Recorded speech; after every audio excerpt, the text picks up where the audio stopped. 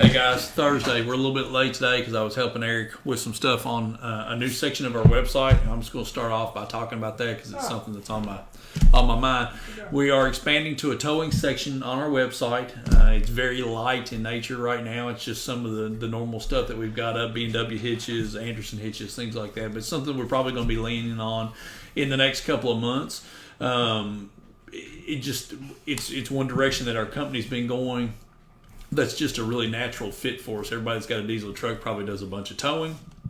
We're going to have a lot of towing supplies for you in that. So check out our new towing section, top of our website. It's right there at the very top in front of all the main accessories and all that stuff. So towing, good deal. Here it comes. Let's go. Are you okay? I don't know why every time we get on camera, man, I always start choking. I don't know what it is. You want me to get something No, to I'm drink? good. I'm good. I got something to drink right here. It's got vodka in it, but that's okay. It doesn't really have vodka in it. It's bourbon. Thursday, a little bit late. Sorry again. Talk about what we got going on. One of the biggest things industry-wise that we've had this week is the release of industrial injection and BD's 50 state legal injectors. They've got CARB EO numbers on performance injectors, which is huge because this gives us now performance parts that are in the space that are going to be 50 state legal, but it also gives us access to the testing procedures to be able to get these parts through and get them EO numbers, and that helps all of us going forward. I know BD as well has got an EO number on one of their Screamer turbos. I don't know exactly which one it was. That's huge because that gives you guys in California and other states that are abiding by the CARB laws, it gives you the ability to now, not only can you do a performance injection truck, but you're going to be able to do a performance turbo as well, which is going to be a really, really nice for you guys that are chasing a certain horsepower number, chasing more efficiency for the truck. So here we are. We have arrived. Non-industry related, SEC is still holding the course. We are trudging forward, and we are going to play football this year, and it's going to be awesome. I think they've put the precautions in place. I know Auburn's already said that they're only going to do 20% capacity, which is great for you Auburn fans, because when Kentucky comes down there and whips your ass on the plains, only 20% of your people will be in the stands crying their damn little eyes out. So congratulations to you. Good time for you to make that move. You don't want to see all 80,000 people see you get a beat down on the plains by the Kentucky Wildcats. Perfect move. I like that. It's only students, too, did you know that? Well, it's not only students, but students get precedent. That's perfect. Now we won't have any old people have heart attacks because they have to witness that. That's great, Adam. That's great. So fast sale has been extended on our website. That's a really, really good one. PRXB pack brake. We have a 20% sale on those. GDP 6-position chips are $140. We've got 12% off Deviant Race products. And we're going to have a Labor Day promotion coming up. We don't know what that is. Adam keeping that top secret. Super top secret. Dylan Pritchard says, shut up. Miles Campbell says, meow. Meow, my brothers. Dylan, get the hell out of here. All right. 2011 LML. What lift pump is best? Thanks. Nick, either one. We talk about Fast and Air Dog. Everybody's, Fast Air Dog, Fast Air Dog. I like Air Dog kits on the Chevrolets because you have the external regulator. Now, it's not to say that Fasts aren't regulated. They're regulated, but it's a set regulation as they got the ball and spring kit inside of them. With Chevrolets, the idle quality on a Chevrolet is really important, and it can be changed by too much lift pump pressure. So I'm going to give the nod to Air Dog on that for an external regulator if you want to do a pump with filters kit. If you're not wanting to do that, then both Air Dog and Fast have an external regulator on their standalone pump. So there you go. Craig Miller says 2019 GMC 2500 L5P Duramax. I'm running one of the PRP oil filters. The engine has a typewriter ticket idle. Is there a problem? Craig, a lot of the newer trucks have... let's just associate it. It's not associated with CP4s, but a lot of trucks you're getting that typewriter tick in, especially the newer trucks. I don't know exactly where that comes from. I really don't. I've researched that, and I've researched that a little bit, and honestly, I don't know what the Ford fix for that was. I know that that's worse at the new oil change intervals, and it kind of starts subsiding as the oil change goes along. Boo puts stiction eliminator in his and loves it. Yeah. Says it really helps his typewriter too. That's exactly right. So maybe try an oil additive there, Craig. I don't know if going with the PRP filter has been a cause of that or not, but I know that in the Ford 6.7s, we know when we first do an oil change on them, the tick is more prevalent then. Buying a second gen swab. I was going to tell a Boo Price story. Boo Price is about to take this honey and I spread it on my feet, put my socks on, sleep with my socks on. Maybe I won't be an asshole all the time. So there's Boo's joke for the day right there.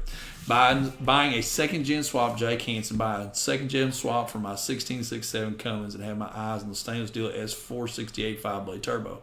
Question is, what is the advantage or disadvantages does only having 5-blade turbo compared to others? Stainless Diesel has done a excellent job with not only their second gen kits, but the 5-blade turbo, 5-blade Mafia word. I don't know why we haven't got. Seriously, I don't know why we haven't got Stainless Diesel on the website yet, but they're coming. We've talked with Amy before. I think you're making a good choice there. As far as you have to understand going down the road here that you're sacrificing your exhaust brake in the truck. A lot of people have concerns about that. It's always amazing to me how many people really don't realize when you do a second gen swap that you're going to lose the exhaust brake on 6.7 trucks. You are going to lose it in its stock function. We have upgrades for that. The Fleece inline exhaust brake goes right back in line there and uses all the same functionality. That's a really good upgrade for you. So check that one out if you guys are looking for an exhaust brake. Chris Johnson says, "Who won the free hat? Who won the free hat?" Let's see his name. I'm working with him to get it. Benjamin J. Dobroska. Okay. Benjamin J. Dobroska. I don't know what that means. Spencer Johnson says he's got an 0560 Power Stroke truck, has no power for till about 15 minutes on high idle. Till the truck warms up. Brought SCT X4 to monitor things. Fickum voltage is fine. New glow plugs about a year ago. Thought it was a bad O-ring on the injector. Still am not sure. Anything else to check before getting O-rings and going at it? Problem gets worse as the time passes. We know high pressure oil systems, there could be a lot of different factors into this. I like your idea about changing the O-rings, Spencer. I think that's probably going to be a very, very good first round. You might want to go ahead and try changing out the IPR. I hate to tell you to throw a part at it, but you would want to look at your IPR percentages. If the IPR is not being able to keep up, it would be nice to have a fresh IPR in the truck when you O-ring the injectors. I think that would go a long way, and that's fairly cheap insurance to being able to get the truck running properly. The IPRs, obviously, they fail over time as well. They don't perform as well with 100,000 miles on them as they do outside the box. So just something to keep in mind there as well. Eddie Chop, Navy guy here. Thank you for your service, Eddie. Going to deploy for 7 months soon. What do you recommend for me to do with the truck? It's going to sit the whole time, probably. Dodge 6.7 Cummins. Eddie, that's a really good question. The worst thing that you can do with a diesel is let it sit. We talk about it all the time. All the bad stuff is going to go to the bottom of the tank. The lift pump on the truck, what's it pick up? It picks up the bad stuff first. My suggestion for you is to find somebody before you ship out, man, that you can trust, that will drive the truck on a maybe weekly or bi-weekly basis, that will keep your fuel churning. Just have them take it, put some fresh fuel in it when you need to, leave them a little bit of money, whatever you need to do there. As long as the truck is driven at a suitable interval of time, I'm going to tell you at least once a week, you're going to be just fine, and your truck will thank you for it, really will, and you'll have a good truck when you get back home, man. I've always wondered on that because I see people do it. Do you really need to drive it, or is it okay just to start it up and let it idle? Starting it up, letting it idle is fine, but you're going to get so much more increased return if you take it out and drive it, man. And the sloshing around is a good thing as well. I'm tied up in the cord, Adam. Taking it out, sloshing it around, that's going to get the contaminants stirred up. Now we're talking about these are micro fine particle size contaminants that gets that tied up, that gets that stirred up, and then that's able to be processed by your filtration on the truck. So go ahead and get them into the filter instead of in the tank, and then there you are. So I think that's a good idea, Eddie. Thank you again for your service, and take care of yourself. Alexander Babiak. Hi, I know you have an old video, but is there a way to adjust a Valera Dual 550? Mine after 2 days felt like it engages at the top. Also, my exhaust brake quit and now I'm getting codes. Is it better to get a new turbo? Alexander, you'll want to chase down your codes on the turbo first off. Check your codes, run the trouble tree on it. Make sure your connections are good. Could just have a sooted up turbo. Not necessarily, you don't have to necessarily throw a turbo at it right out of the gate. Depends on the mileage on your truck, but you could very well pull the turbo down, clean it up, get it back in service, clean off the sensors in it and get it back in service. There's a lot of videos out there on that. Just check them out on YouTube.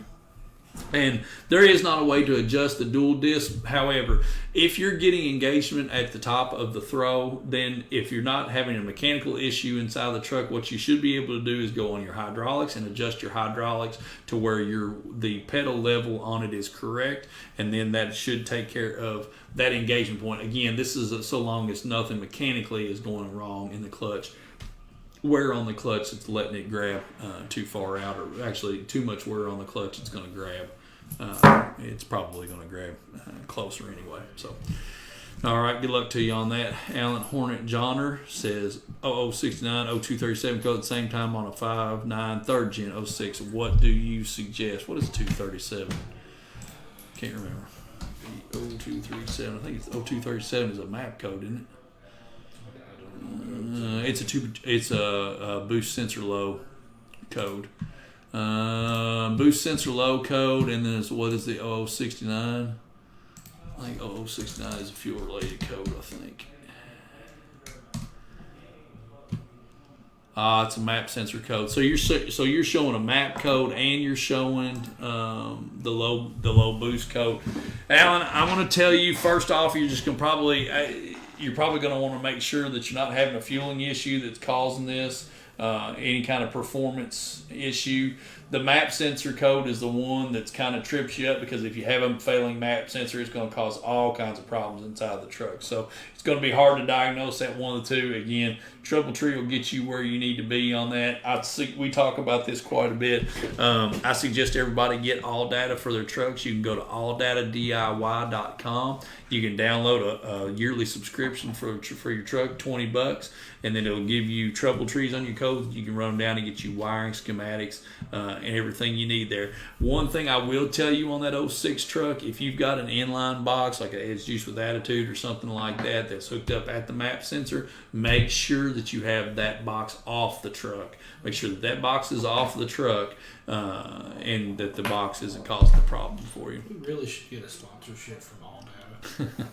What's the best way to get my 0660 turbo seat on the Maybe they'll pay us to have a subscription there. Roger Kramer says it seemed to have a leak there. If you've actually got a leak at the up pipe coming up, I really don't have a lot of a suggestion for you there, because you'll want to look at warpage in the inside of the pedestal.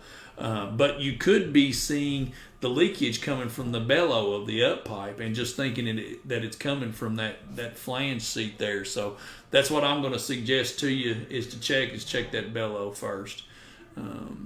How difficult is having injector rings changed out on a 99 F350 7.3 Taylor Wilson? Taylor's not hard at all.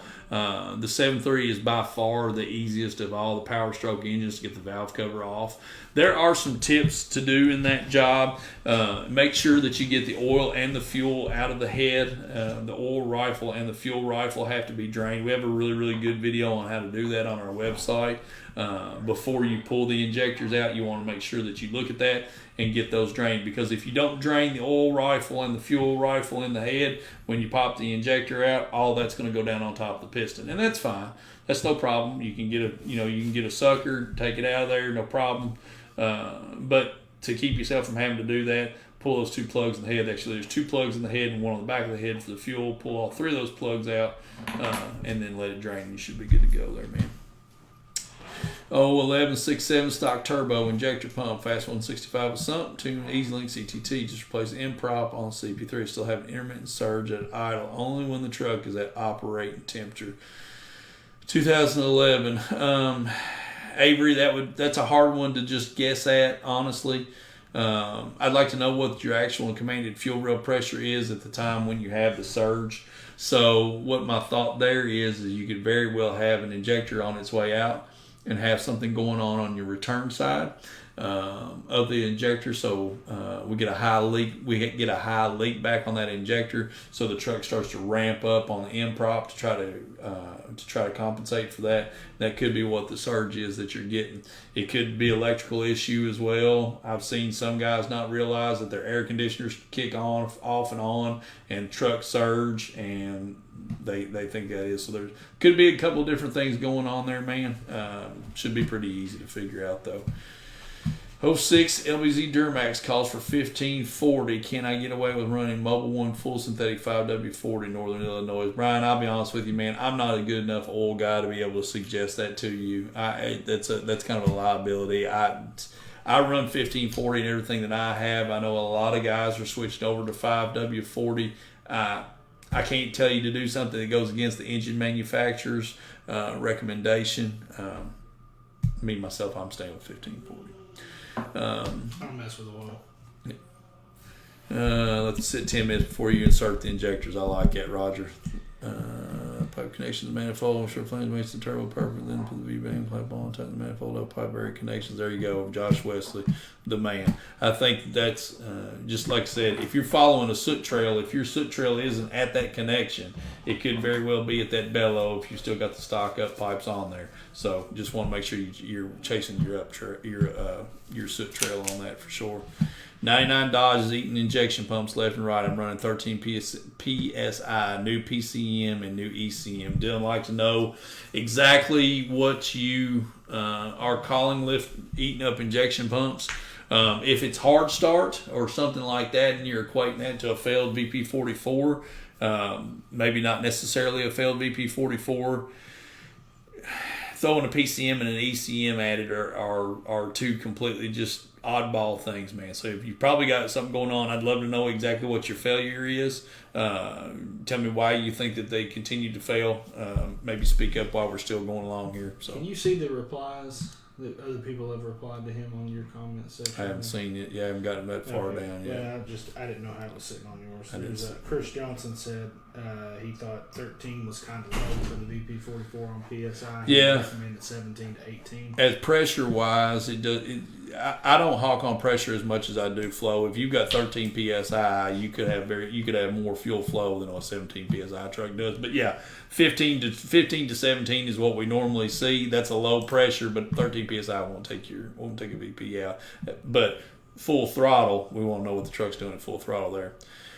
Last one, custom tunes really all that much better than the tunes that come with the programmer. Are they worth the money for a daily driver? Most of stock 6.0, not looking to drag race. Pull a truck, just pull a car once a month. So thanks, Spencer. I think anybody that has custom tuning will tell you that custom tuning is definitely worth it, and that is not a knock on any of the tuners. Companies, any of these guys that you buy a tuner from, the can tuning that comes on tuners, not a knock on any of that. Custom tuners have the ability to change the things in your truck that you don't like about it. Let's just say you want to get a shift point changed, you can get that changed on certain platforms. You change injectors, you can, once you get in bed with a tuner, you get a relationship with a custom tuner, you can get these updates done to your truck. So custom tuning is definitely worth it. Great thing, XTR Pro. Only thing it has a boost cooler as well. Some jumper wire from the wastegate at the turbo. That jumper wire from the wastegate at your turbo is definitely going to be your problem, Alan. That if it's got a boost fooler on it too, take the boost fooler out of it. That would be your map problem. I'd say when you get all this back together, you're probably going to have the same code, but you need to fight it from that point forward, not throwing boost foolers at it and jumper wires and things like that. 6.0 Power Stroke SXE 369 Turbo, BD manifolds, Warren Premium 250 100s, RCD Stage 2 cam, RCD valve springs, RCD push rods, fast fuel regulator return. Oh, dog. You could study the ability of pop number of 5 pros and cons between 4 and 5 inch full straight exhaust. Goodness. Sam White transmissions. I've never heard of a Sam White transmission. You must be doing a good job, man, if you're thinking about it, because your truck is definitely something that you've put a lot into it. Just from your turbo selection and your injector selection, so kudos to you there. Man, I'm going to tell you, 4 to 5 inch exhaust, I don't know what you're going to find the difference in this is. That, we always work on the and this could be completely wrong. We always told people if you were above 500 horsepower, you might want to think about a 5-inch exhaust. If you're below it, then stay with 4. I think it comes down to sound to me. Do you want the sound of a 5-inch exhaust versus what you get out of a 4-inch exhaust with the muffler? Are you that concerned about back pressure? Is back pressure from the exhaust going to be critical enough on that truck with that SE369 to change your spool up characteristics of the turbo? So there's a couple of different things that go in there, man. If it's my truck, I just don't like 5-inch exhaust. I don't like dealing with the damn things underneath of the truck when I'm working on something. I put a 4-inch on it. To hell with the 5. And there'll be plenty of people that don't agree with that, but it just is what it is, man. I've got an 07 Cummins with 48 RE. I've had some training work done where all the fluid was drained. After getting it back, after a few weeks, it started slipping from first to second. Asked the shop if they'd adjusted the bands. They said no. They did it, and the slip eased for a bit, but came back worse than before. Are they responsible for the slip now? Is it an absolute the bands get adjusted after all of the fluid is drained? No. If you're just doing a fluid swap in the truck, you're just doing a flush, no, absolutely not. I mean, you have certain service intervals on your bands to be adjust them. They need to be adjusted correctly. Again, we're going to lead you back to all data to teach you how to be able to adjust your bands. But you could be having a slip there because of a fluid restriction. You've already had fluid get hot, and maybe something is going on inside the truck. That would be the way that I would go. I would go towards that. So maybe something was done that's created a restriction inside the truck. You've already done some damage there, and that's why you're getting this slip. I don't know why it came and went with the pan down. Maybe that's something leading to the fluid as well. So because you had a little bit of a cavitation there with your restart when you went back with it. I know that's kind of a far-fetched thing, but I'm just trying to think of. There's really nothing inside of that would have been done that would have changed your shifting characteristics. So I don't think anybody's really at fault there. I think somebody's just got to figure out what in the world went on, man. And a slip, again, a lot of people don't define a slip correctly. So when you're having a slip or what we call flare in an automatic transmission, if you're going down the road in first gear and the truck goes for second and you get an up and rise in RPM, a wow, and then it hits in the next gear, that's a flare. So could be something there. And it could be something electronic as well. I don't know what it is. I'd like to know exactly what they did there, man. That's crazy. My thoughts exactly on the injector. Thank you. Chris Johnson just ran 72 pounds back at offense, 3/4 tight. That's right. 72 inch pounds is what he's saying there. It's 72 inch pounds. You got to have right size torques to do it. But yeah, that's your front band. I think rear band is same as that. If not, it's close to it. What are the pros and cons of ATS rail plug?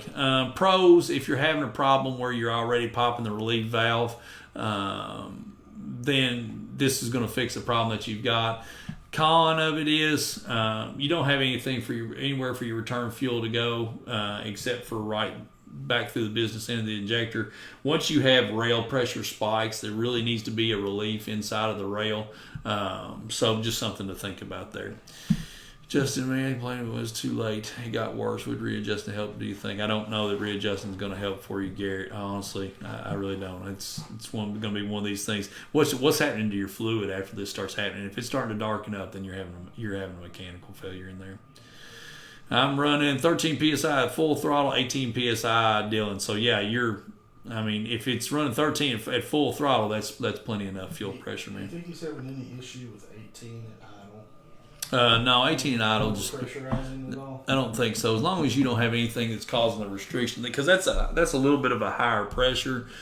So what we're saying as far as restriction in line goes, we've seen a lot of customers put a fast fuel system on, an air dog system on, and then leave their stock filtration system intact. So you're running through 3 filters at that point. Each one of those is going to be a restriction. Those restrictions are for sure going to increase your pressure. It's just like a garden hose. You put your thumb over a garden hose, it increases the pressure. So, where's an 18 PSI coming from? Love to know a little bit more about your lift pump setup as well.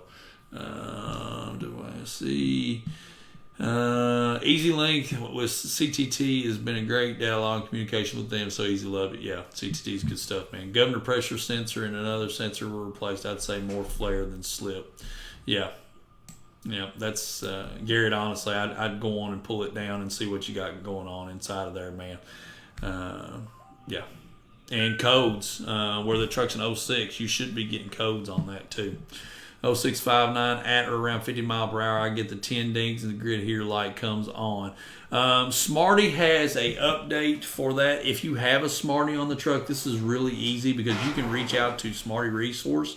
They can put a original file back in your truck that will get rid of that. With the 5.9s, what we've seen on that is that's usually a fuel pressure issue when you get the grid heater light that comes on, but it can be replaced. It can be fixed by doing that update that I think you can only get through Smarty if I'm not mistaken there. So you're gonna want to chase that as you are having a low side failure that may be leading to a high side failure. So check your lift pump pressure. It's going to be kind of far fetched. See what your actual and commanded fuel rail pressure is, and just go from there. Were you looking at me like I was doing another Smarty update? No. Sorry. 65 breaks that actuator. Vane D5, 95 vane A only goes to 65 on brake. Is that the actuator? Could very well be the actuator. It could be the position sensor as well. Just have the fast 90 replacement lift pump. So the 95 replacement lift pump, are you talking about the DDP, Dylan? Don't have the Smarty anymore. Yeah, Dave, you're going to have to get your Smarty back, man. Going to have to get your Smarty back so we can get you in that updated tune. All right, that's it for me today. That was a long one. There's a lot of questions in there. There's all good questions. It's hard, Garrett. I want to go back to yours, man. It's hard diagnosing something like that without seeing it, man. It really, really is. You want to say, it could be this, it could be that, but you really want to err on the side of not throwing parts at it to try to fix everything that's wrong. You just really got to go after it, man. I'm going to tell you to try to look up how to put your pressure gauges on there and test the pressures. 47 and 48 REs have got several different test ports that you can test a lot of different pressures on. Lots of reading on where to test those pressures, what pressures you're looking for. The pressure tests that you're going to do in the situations that you're having and the conditions that you're having are going to tell you what's going on with the transmission, be it something in the valve body, something mechanical going wrong, restriction in the fluid, whatever that is, man. So good luck to you. I know that sucks. I hate to see a man staring down the barrel having transmission issues. I hate to see anybody throw parts at something to figure it out because you end up so disgruntled at the end of that. Real quick, Dave that had you told him to do the Smarty and said didn't have it anymore. He can go find a buddy that has a Smarty and fix that. Right? I wouldn't suggest that. Sorry, not talking over you. I wouldn't suggest that to do it. What I would do, Dave, is just go ahead and get a Smarty again, and that way we can get the tune to you from Smarty Resource that will take care of that. If you take one of your buddy's Smarties, do it on your truck. I know they say this is fine, but we've seen this do this a lot. It winds up screwing up the Mary count for your buddy's truck or yours truck, and then you're both up a creek, and you're going to wind up having to buy a Smarty anyway. So my suggestion to you is go ahead and let's get you another Smarty, and then let's get you taken care of there. That will fix the problem that you've got. But just make sure that you are chasing it, that you aren't actually having a fueling issue that's causing that. So. All right, Dylan McKinstry says it's a direct drop in places, so that's going to be the DDRP. So that's good pressure, man. But eating up the injection pump, I'd like to know what the failure is. So, man, once you tune in next week, Dylan, let us know what you're saying, what you've got there. All right, guys, that's it. Call it a day. I know that. Again, Adam's got a good Labor Day sale coming up for you. We will have details on that, I would assume, next week, possibly, maybe. We won't be here next week. So and, yes. We'll probably just have to see it coming up on the website. Yeah, now that I want to be clear, we're doing a Labor Day promotion this year, so it's not going to be a normal sale. Main reason for that is just there's some supply chain issues and stuff, and we don't want to offer stuff that we can't deliver. Yeah. So we're going to try to do something that you guys will enjoy. But it may not look like your normal Labor Day sale where we have 10% off a bunch of different stuff. We will be at Shide next weekend, right? Yes. It's not this weekend, it's next weekend. 28th, 29th. So 28th, 29th, we will be at Shide. If you guys are going to Shide, we would love to see you. Just come by the booth, talk to you, try to do everything that we can to help you, swing by and see everybody, introduce yourself. So you guys take care of each other. Thank you again to the gentleman we talked to today for his service, shipping out, and yeah, everybody just be careful out there. Thanks for watching.